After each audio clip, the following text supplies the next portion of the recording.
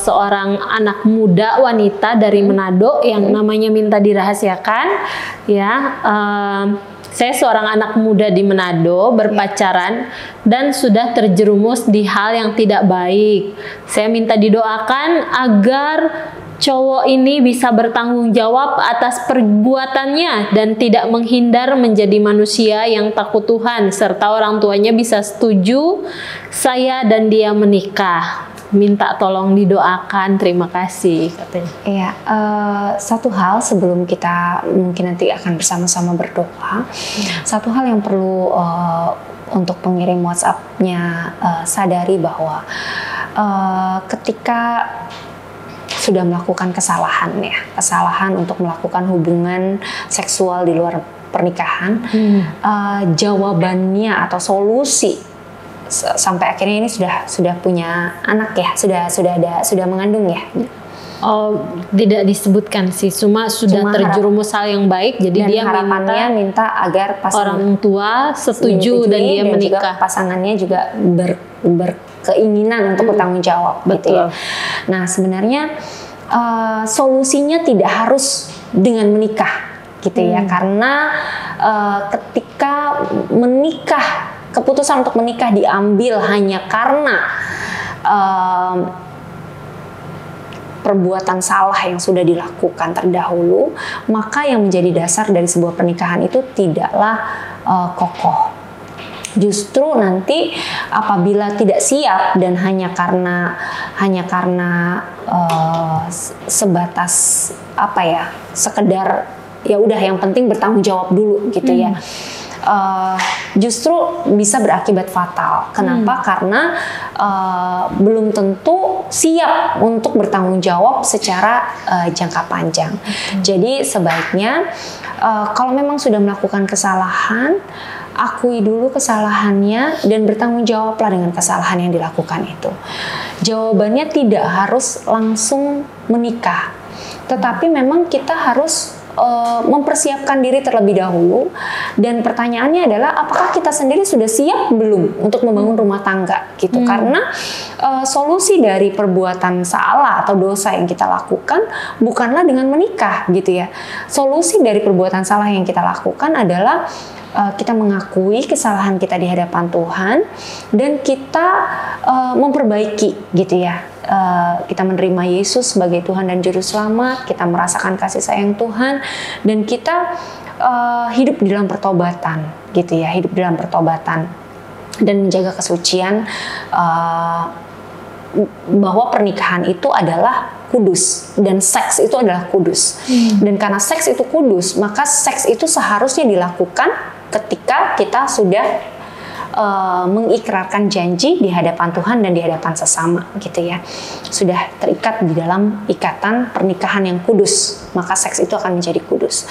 Nah, sebelum kita menginjak pernikahan, maka kita harus memastikan untuk menjaga kekudusan itu. Karenanya memang penting untuk juga punya pembimbing rohani ya, sehingga bisa hidup di dalam kebenaran gitu. Jadi solusinya yang mau saya sampaikan, solusinya itu tidak harus menikah gitu ya. Tapi biarlah kalau memang menikah, pada akhirnya nanti mau menikah, biarlah keputusan itu diambil karena memang baik wanita maupun pria memang sama-sama sudah siap. Siapnya itu tidak hanya siap secara fisik ya, tidak hanya karena sudah melakukan hubungan seksual, tetapi terlebih yang paling penting adalah siap juga secara rohani gitu ya. Siap juga tetapi juga meliputi berbagai aspek lainnya ya, seperti tanggung jawab, komitmen, kemudian kesiapan secara rohani, kita punya tujuan hidup atau enggak, siapkah kita untuk hidup tidak untuk berfokus pada diri kita sendiri, tapi kita siap untuk memberi diri pertama-tama bagi pasangan kita, nantinya kemudian memberi diri bagi anak-anak yang akan lahir dari pernikahan itu tadi. Sekali lagi ada tanggung jawab gitu ya, ada komitmen, ada kesiapan dalam hal ekonomi, kesiapan secara emosional. Jadi pernikahan itu banyak hal yang harus dipersiapkan secara rohani gitu ya, yang terlebih penting gitu. Kesiapan kita untuk hidup dalam panggilan Tuhan itu yang hal yang sangat fundamental. Nah, hal-hal seperti ini penting untuk dipersiapkan dengan baik gitu ya. Jadi nggak hanya berbicara tentang fisik, fisik yang mungkin karena sudah terlanjur dan solusinya semudah menikah gitu ya. Nggak seperti itu, tetapi menikah itu adalah sebuah lembaran baru dengan satu komitmen yang baru dan ada tugas dan tanggung jawab yang menyertainya gitu ya. Jadi jangan dikira ketika menikah itu ceritanya selesai gitu. Kita nih kadang-kadang kan karena seringan nonton film-film Disney gitu ya. Yang akhirnya happy ending selalu ya. Dan akhirnya mereka hidup bahagia selama-lamanya gitu. Jadi tanpa kita sadari kita tuh menempatkan di alam bawah sadar kita itu nilai-nilai dari dunia hayal, di mana kita berpikir bahwa pernikahan itu adalah akhir dari semua penderitaan dan semua masalah yang kita hadapi selama ini gitu ya. Padahal sebenarnya yang benar adalah pernikahan itu adalah sebuah gerbang terbukanya tanggung jawab yang baru gitu, peran yang baru. Kita yang tadinya single naik pangkat jadi istri. Nah, nggak cuma pangkatnya loh yang naik, tapi tanggung jawabnya juga ada gitu betul. Ya. Tugasnya juga ada. Bisa nggak kita mengurus rumah tangga, mengurus suami, hidup nggak lagi fokus ke diri sendiri, tapi udah mulai fokusnya harus memperhatikan suami, seperti itu, memberi hidup, memberi diri, memberi yang terbaik untuk suami, bukan untuk diri sendiri gitu. Siapkah kita melakukan itu? Dan kemudian nanti ketika anak-anak muncul, siapkah kita untuk memberi yang terbaik untuk anak-anak kita gitu. Jadi ya itu tadi, ada tugas dan tanggung jawab yang menyertainya. Dan tugas dan tanggung jawabnya itu nggak cuma sekedar title ya, tetapi juga ada kewajiban secara ekonomi, kewajiban secara secara spiritual untuk memberikan bekal kepada anak-anak kita, berdoa bagi anak-anak kita, memberikan nilai-nilai secara rohani bagi anak-anak kita, membawa mereka untuk juga cerdas secara akademis dan juga takut akan Tuhan. Ada tanggung jawab yang serius gitu loh di balik dari mungkin sekedar resepsi pernikahan jadi perintis sehari gitu ya, yang dibayangkan selama ini gitu ya. Jadi hal-hal seperti ini perlu disadari, dan ya sekali lagi jawabannya itu tidak semudah hanya ya udah menikah selesai semua masalah gitu. Nah, namun kita tetap bisa berdoa ya untuk sahabat curhat yang sudah mengirimkan WhatsApp pada malam hari ini, biar Tuhan menolong, Tuhan memberikan jalan keluar yang terbaik. Mari kita bersatu dalam doa. Tuhan, kami mengucap syukur untuk sahabat curhat bersama dengan New Life yang pada malam hari ini, tepatnya kemarin malam, Tuhan sudah mengirimkan WhatsApp sebagai tanda bahwa beliau menaruh harapannya kepadamu Tuhan. Dan pada malam hari ini kami mau bersatu hati Tuhan, kami mau berdoa, kami percaya di dalam nama Tuhan Yesus Kristus ada rancangan hari depan yang penuh dengan pengharapan untuk sahabat curhat bersama dengan New Life yang mengirimkan WhatsApp Tuhan. Dan kami percaya Engkau akan mempertemukan sahabat curhat dengan pasangan yang terbaik di waktu yang terbaik. Dan kami juga percaya Engkau juga yang akan mempertemukan sahabat curhat dengan pasangan yang memiliki keluarga yang takut akan Engkau, yang menghormati Engkau, yang hidup seturut dengan kehendak Tuhan. Dan biarlah Tuhan sahabat curhat boleh merasakan kasih sayang Tuhan Yesus. Kau boleh menunjukkan kasih-Mu Tuhan di tengah-tengah kondisinya yang saat ini beliau sedang merasa terpuruk karena beliau jatuh ke dalam dosa. Kami percaya Tuhan bahwa Kau sudah mati di atas kayu salib 2000 tahun yang lalu, menyerahkan nyawa-Mu bagi sahabat curhat bersama dengan New Life Tuhan, supaya hari ini sahabat curhat boleh mengalami hidup dan mengalaminya dalam segala kelimpahan. Engkau membebaskan dan menebus sahabat curhat bersama dengan New Life dari lumpur dosa Tuhan, dan Kau membawa sahabat curhat bersama dengan New Life di jalan kemenangan-Mu Tuhan.